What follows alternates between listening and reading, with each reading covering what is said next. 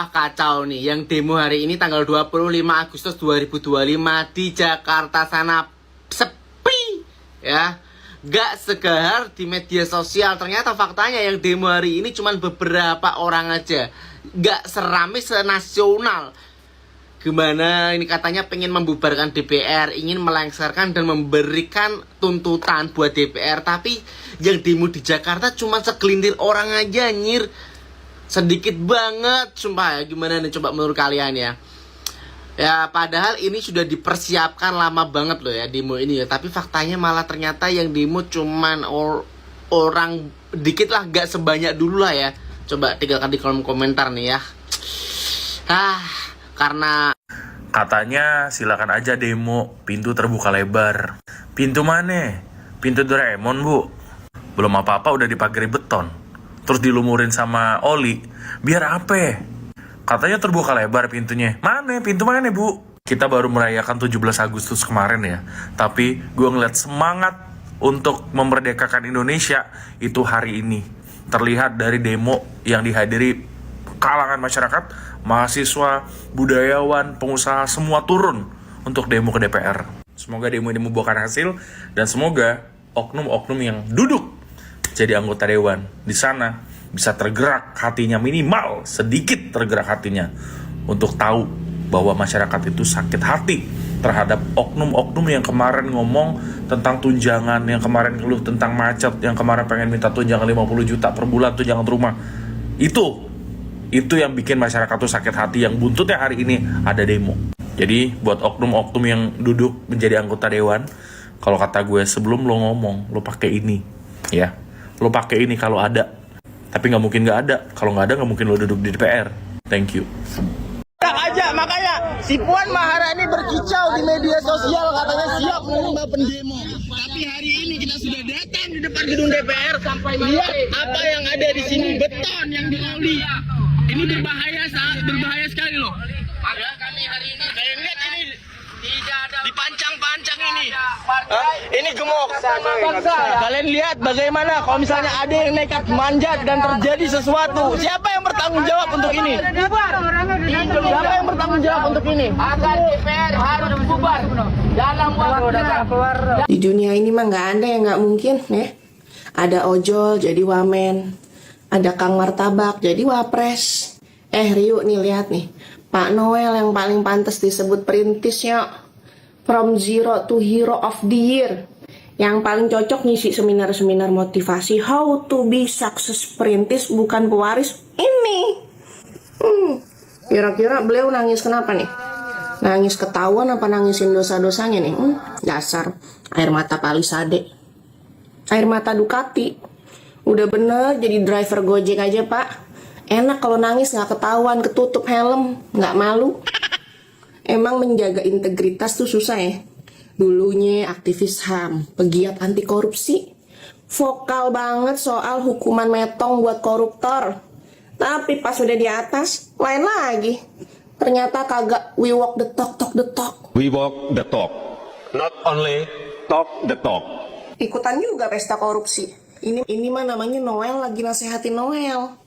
Gue ubah dikit omongan Mahatma Gandhi. Kalau bumi ini sangat cukup untuk semua orang, tapi nggak akan pernah cukup untuk antek-anteknya Mukidi yang serakah. Jadi kaya raya tuh nggak apa-apa banget tau Pak. Bahkan dianjurkan. Tapi ya pakai duit sendiri gitu loh Pak. Jangan pakai duit kita. Emang nggak semua orang sih cocok jadi orkai. Orkai mana coba yang kosnya minta dibayarin berasnya minta ditraktir Tunjangan beras aja 12 juta. Mau buka grosiran beras lo 12 juta mah bisa buat 80 orang makan Pak. Lambung lu segede apa sih Tunjangan rumah 50 juta. Cengkeh nastar. Padahal rumah dinasnya cakep-cakep loh. Emang gak bersyukur aja lu pada. Tantang petenteng. Mana ngitungnya ngawur. 26 hari kerja dikali 3 juta. Perhitungan sederhana aja salah.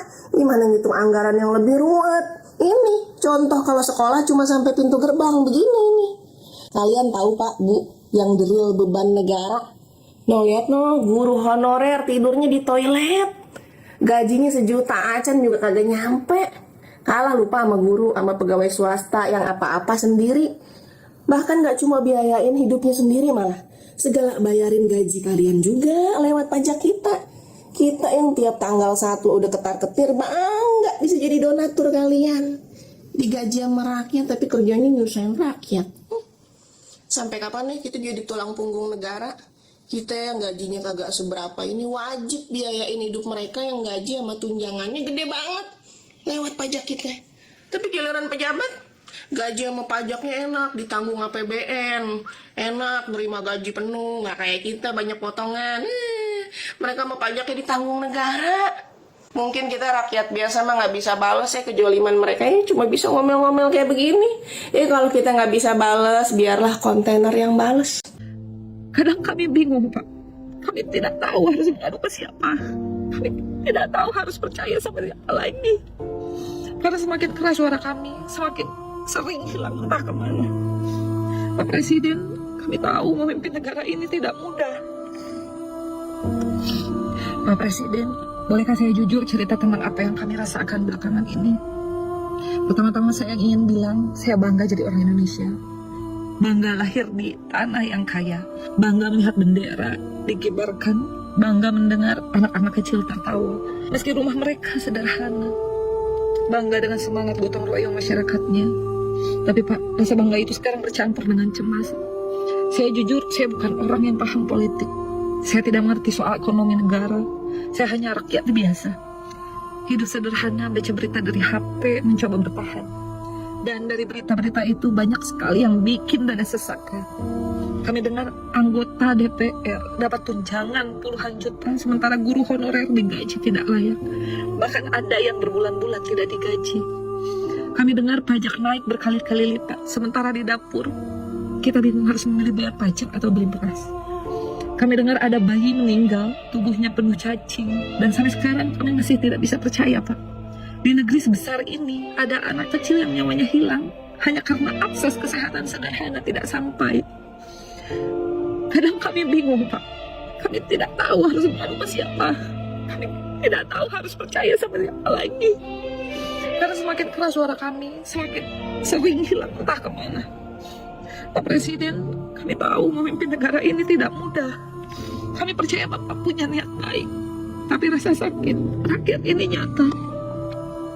Kami rasakan setiap hari. Kami tidak butuh penjelasan panjang. Kami tidak paham istilah besar. Kami hanya ingin merasa negara ini benar-benar ada untuk kami.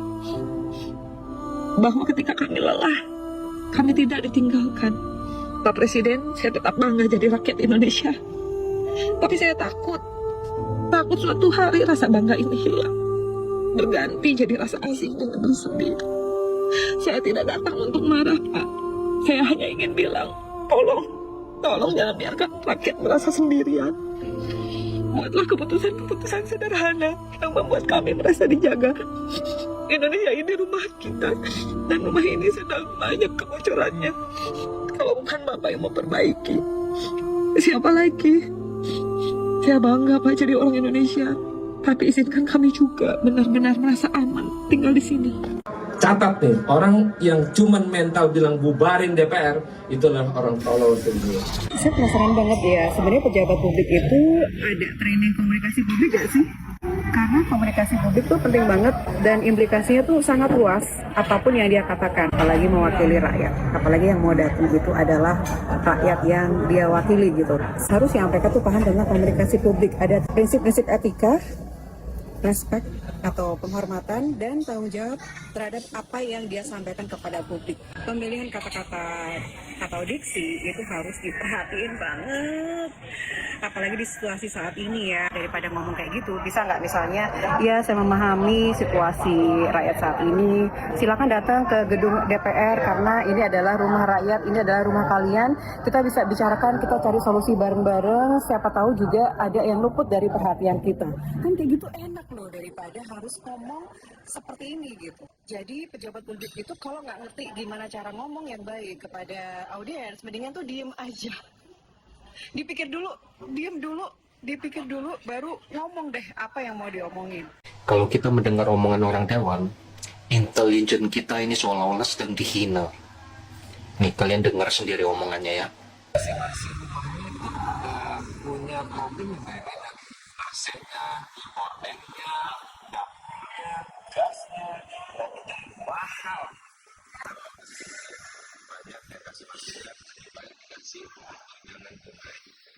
Sudah dengar kan? Jadi dia ini mau bilang bahwa betulin AC, betulin gorden, betulin gas itu lebih mahal daripada 50 juta anggaran rumah mereka. 50 juta anggaran rumah mereka yang per bulan itu adalah untuk menekan biaya katanya.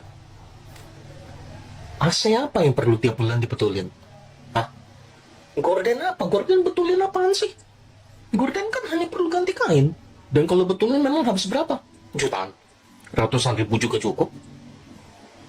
Gas lah, kita tabung gas apa? Lapis emas. Nah, pada saat dia ngomong kayak begini, makanya saya merasa seolah intelijen kita ini sedang dihina. Kita tahu kok 50 juta per bulan itu kalian gunakan itu ya, kalau bukan kantongin. Bagi kalian yang sudah punya rumah di Jakarta, kan ini kan dana tambahan, asik kan, bonus kan 50 juta ini kalian kantongin. Untuk kalian yang belum punya rumah, kalian beli rumah pakai 50 juta ini. Ambil cicilan rumah atau apartemen yang 50 juta per bulan, tuh udah bagus di Jakarta kan. Itu kan kalian gunakan rumah ini. Kita tahu, Pak. Dan tolong jangan bilang sama kita itu kalian gunakan uang ini cari kos yang 1 hari 3 juta. Tolong jangan ngomong kayak begitu. Itu tolol sekali bagi saya dengarnya itu enek. Dan Bapak Syaroni ini, kalau misalnya Bapak mau tahu kenapa orang-orang itu sampai ingin DPR dibubarkan, Pak, Bapak ngaca aja. Ya, hal macam begini yang bikin kita malu sama anggota dewan, Pak. Anggota DPR Swedia tidak dapat tunjangan mobil dan rumah. Tugas kami mewakili rakyat, tak pantas diistimewakan. Kami ini tak berbeda dengan warga kebanyakan. Tugas utama kami adalah mewakili rakyat. Ingat, mewakili rakyat. Jadi tak pantas rasanya jika kami diistimewakan atau mendapat banyak fasilitas atau gaji tinggi. Pak, nggak tahu aja ya kan wakil rakyat di Indonesia itu seperti apa, Pak fasilitasnya, Pak ya. Yang di Indonesia yang wakil rakyat itu cuma namanya, Pak ya kan, Dewan Perwakilan Rakyat itu cuma nama. Kerjanya nggak ada mewakili rakyat, Pak. Dan tunjangan sama gajinya, bisa ngalahin presiden, ya kan? Bisa di atas rakyat jauh. Harusnya kalau mewakili rakyat ya gajinya di bawah rakyat, ya kan, dan tidak layak mendapat gaji tinggi dan fasilitas. Bener nih kalau di Swedia. Tapi kalau di negara kita, perwakilan rakyat, pelayan masyarakat, sebagai raja dan diistimewakan. Itulah Republik Indonesia. Capek banget gua sama nih orang. Sri Mulyono lagi-lagi mau ngincer pajak untuk pedagang eceran. Di sisi lain, gaji DPR ternyata tidak dipotong pajak. Dan pajaknya itu yang nanggung negara. Dan kalau negara yang tanggung, ya berarti kita-kita juga rakyat yang tanggung melalui pajak. Ngomong doang lo, adil dan makmur. Kayak anjing. Adil buat siapa? Makmur buat siapa? Rakyat kecil lu tekan terus, lu cari celahnya buat dipajekin. Padahal penghasilannya mereka nggak seberapa. Buat makan aja mereka susah. Giliran DPR yang kerjanya kayak tai, gaji dan tunjangannya selangit, kagak ada yang lu pajekin. Emang bangsat lu semua. Berikut adalah beberapa pernyataan blunder para anggota DPR RI soal kenaikan tunjangan rumah 50 juta rupiah per bulan. Ahmad Sahroni, Wakil Ketua Komisi 3 dari fraksi Nasdem, bilang kalau rakyat yang mengkritik soal tunjangan rumah DPR adalah orang-orang yang punya mental suka melihat orang lain susah, katanya. Ahmad Sahroni bahkan menegaskan bahwa orang-orang yang suka mengkritik DPR, khususnya orang-orang yang suka teriak bubarkan DPR, adalah orang-orang paling tolol sedunia. Sementara itu, kader Partai Nasdem lainnya, Nafa Urba, bilang, rumah saya di Bintaro, saya suka terjebak macet. Ya terus, Terus, tidak kalah menyebalkan, respon dari dua kader Partai PAN ini juga bikin netizen gregetan. Saat dikritik oleh rakyat, mereka berdua malah asik joget-joget di gedung DPR. Saat kritikan makin tajam, Eko Patrio malah membalas kritikan rakyat dengan konten joget-joget lagi, seolah menantang rakyat. Sementara itu, Uya dengan PD-nya bilang, meskipun kami anggota DPR, tapi kami artis juga loh. Ya terus kalau lu artis, kenapa Uya? Deddy Sitorus dari fraksi PDIP malah terkesan merendahkan rakyat. Dia menolak anggota DPR disamakan dengan rakyat jelata seperti tukang beca dan tukang ojek. Menurutnya, orang yang menyamakan anggota DPR dan rakyat jelata adalah sesat logika. Ya elah Deddy, lu kan jadi anggota DPR juga karena dipilih oleh rakyat jelata. Sementara itu, Ketua DPR RI Puan Maharani menyatakan bahwa kenaikan tunjangan rumah bagi anggota DPR RI ini sudah melalui kajian yang sangat matang katanya. Sudah disesuaikan dengan biaya kebutuhan tinggal di Jakarta. Dan pernyataan anggota DPR yang paling blunder dan paling gongnya adalah pernyataan dari Adis Kadir, Wakil Ketua DPR RI dari fraksi Golkar. Ia mengklaim bahwa biaya 50 juta rupiah itu katanya nggak cukup untuk biaya kos per bulan anggota DPR RI. Dia bilang 50 juta rupiah per bulan itu untuk biaya kos masih nombok katanya. Idealnya 78 juta lah. Gua tanya, kos macam apa yang biayanya 78 juta rupiah per bulan, Kadir? Sekarang kalian paham kan kenapa rakyat benci banget sama DPR RI dan bahkan ingin DPR RI dibubarkan. Anggaran pendidikan terbesar sepanjang sejarah Indonesia. Pemerintah baru-baru ini ngumumin rencana anggaran pendidikan tahun 2026 sejumlah 757,8 triliun, tepat 20% dari total RAPBN tahun 2026. Angka ini terlihat membanggakan, tapi kalau kita lihat rinciannya, ternyata hampir setengahnya, yaitu sejumlah 335 triliun itu dialokasikan untuk makan bergizi gratis. Masukin anggaran MBG ke dalam pos pendidikan memang membuat target konstitusi 20% terlihat tercapai. Tapi pertanyaannya, apakah memang tepat MBG dihitung sebagai anggaran pendidikan? Secara logika, sebuah program seharusnya diklasifikasikan berdasarkan tujuan utama termasuk indikator keberhasilannya. Tujuan utama MBG jelas terkait gizi atau kesehatan dan juga sosial. Dampaknya terhadap pendidikan memang ada, tapi nggak secara otomatis. Artinya, MBG baru akan sahih dikategorikan sebagai dana pendidikan kalau desain programnya memang benar menargetkan perbaikan learning outcome. Misalnya, peningkatan literasi, numerasi, atau bahkan IQ anak, tentunya harus dengan indikator dan evaluasi yang jelas.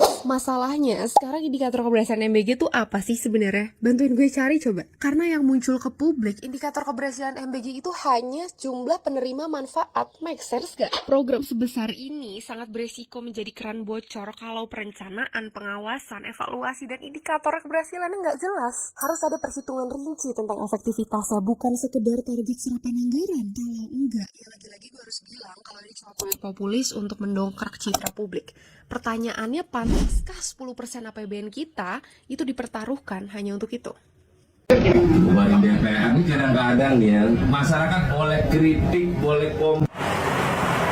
Saya akan coba tanggapi video makaroni apa namanya, ya apa-apalah nama lo, nggak pantas, nggak inilah, kepenting ya, nama busuk lo ya. You bilang tadi apa, masyarakat boleh mencaci maki, boleh menganjing-anjingkan, mengasuh-asuhkan ya, atau mampus-mampus lah, itu yang kamu katakan kan. Tapi pakai adab. Ini kalau kamu nggak punya isi otak ya. Yang namanya adab ya, tentu tidak menganjingkan, tidak mencaci maki ya. Yang lebih beradab, harusnya beradab itu kalian sebagai pemerintah. Kalian kan mengaku wakil rakyat. Nah, kalau ada kebijakan yang namanya wakil rakyat, itu mewakili suara rakyat, mewakili kehidupan rakyat dan hati rakyat, hak rakyat. Kalianlah yang harus memanggu, memperjuangkan hak kami rakyat. Itu wakil rakyat, yaitu DPR ya. Nah, sekarang kamu mengaku diri kamu wakil rakyat ya. Sementara semua kebijakan yang dilakukan oleh presiden kamu tidak pernah memperjuangkan. Bagaimana ya tentang pajak? Saat Sri Mulyani mengatakan, oh kalau ada yang tidak mau bayar pajak berarti orang itu tidak ingin Indonesia ini bagus, berarti tidak ingin tinggal di sini. Kira-kira ada nggak isi mulut dari DPR ini salah satunya ya untuk bersuara? Tidak. Kami juga bingung. Kalian selalu mengaku dipilih oleh rakyat. Rakyat yang mana yang milih kalian? Kalian ini anggota DPR adalah pasokan partai. Nah, partai-partai ini bawa sial sebenarnya. Kenapa?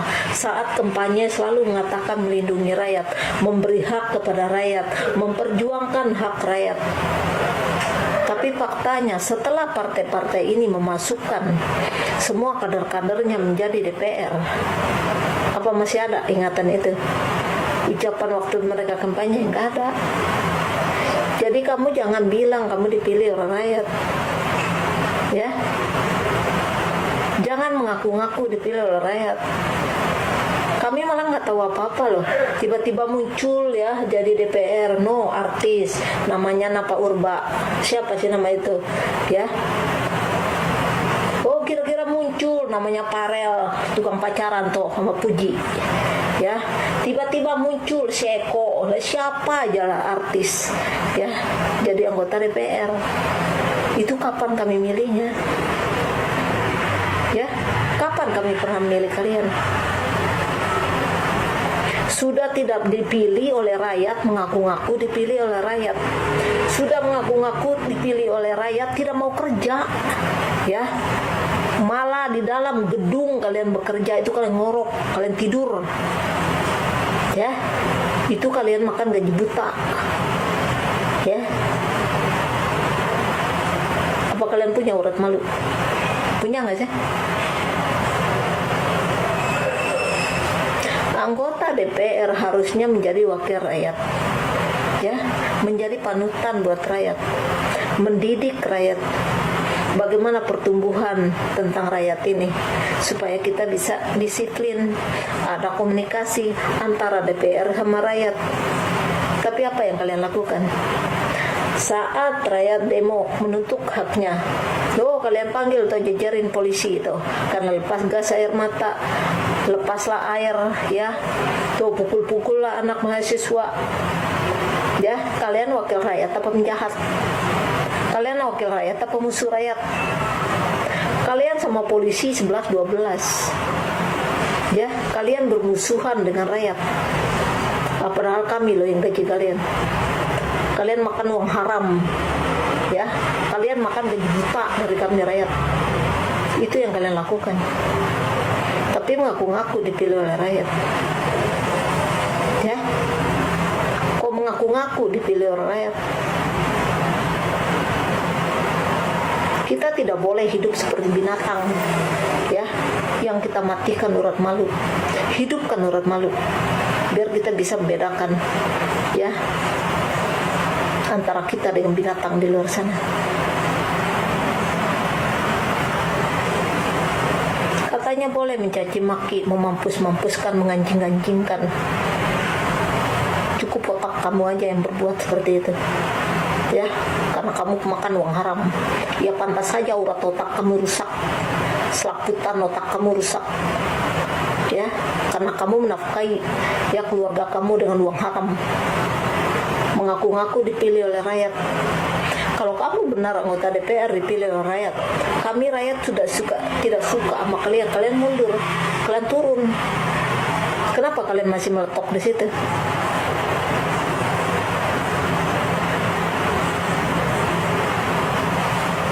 Tidak ada terwakili suara kami rakyat. Ya, kalian tidak mewakili kami rakyat. Ya. Kalian jadi penjahat, ya, jadi perampok, malah menginjak-injak, ya, hak kami rakyat. Setiap rakyat demo selalu DPR ini mengundang para polisi, ya, untuk membunuh rakyat, menyiksa rakyat. Itu yang kalian lakukan.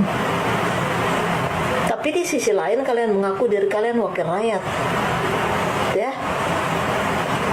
Tidak ada iblis yang kami pilih untuk menjadi wakil kami. Kalian sama polisi nggak ada gunanya, ya. Kalian hanya jadi musuh rakyat di negara ini. Coba lihat kelakuan polisi, ya, bagaimana memperlakukan orang-orang demo. Polisi ini selalu mengaku dari rakyat ke rakyat, tapi lihat, apa kalian beradab? Apa kalian punya moral? Kan tidak. Tapi lebih biadabnya lagi, Ya, kalian minta naik gaji. Udah kerja tidak mampu, ya, pengen naik gaji.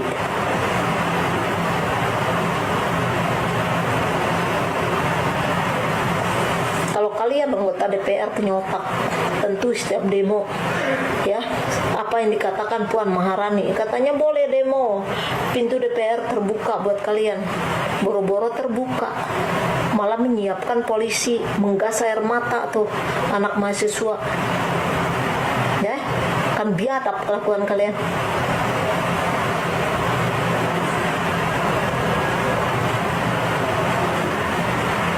Kalian sama polisi ini 11-12, ya. Ntar kalau rakyat bilang mau diturunin polisi, bubarin DPR, oh menyengat otaknya. Ya, kalau nggak ada kami bagaimana? Kami nggak butuh. Dulu era Pak Harto, emang ada polisi dulu? Ya, ada nggak sih? Nggak ada. Kalian sekarang bilang DPR nggak bisa dibubarkan. Nah, kalian kan ngaku dipilih oleh rakyat. Tentu kami rakyat dong yang akan membubar otak kalian. Ya, kalau presiden tidak mampu membubarkan kalian, tentu kami, ya, yang kalian wakili yang membubarkan kalian, karena kami sudah tidak membutuhkan kalian. Ya. Makanya pun otak itu dipakai.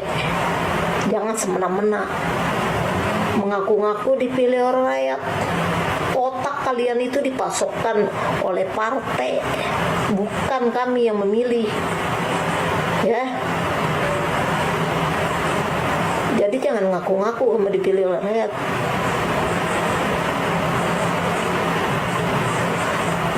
Kalau kami yang memilih wakil rakyat, tentu kami akan pilih-pilih. Ya, siapa yang pantas. Coba lihat yang masuk ke ini menjadi wakil rakyat DPR, ya, dari artis-artis lagi, ya, pelawak-pelawak tuh masuk jadi wakil rakyat. Pantas saja negara ini rusak karena kalian membawa kebijakan ke otak kalian ke situ, ya, bukan untuk kerja, malah untuk tidur, makan gaji buta, minta naik gaji lagi.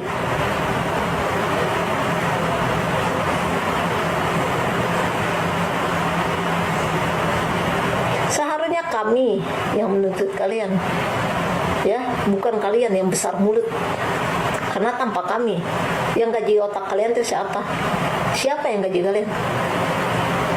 Ya, sudah mengaku dipilih oleh rakyat, makan gaji buta, ya. Saat persidangan tuh kita banyak lihat tuh foto-foto wakil rakyat, ya, DPR tidur-tidur tuh, ya, makan gaji buta kan, nggak berguna. Ya, apa gunanya kalian DPR ada di negara ini? Nggak ada, karena kalian tidak mewakili kami rakyat. Kalau kalian benar-benar jadi wakil rakyat, tentu apapun keputusan presiden, kalau tidak berpihak kepada rakyat.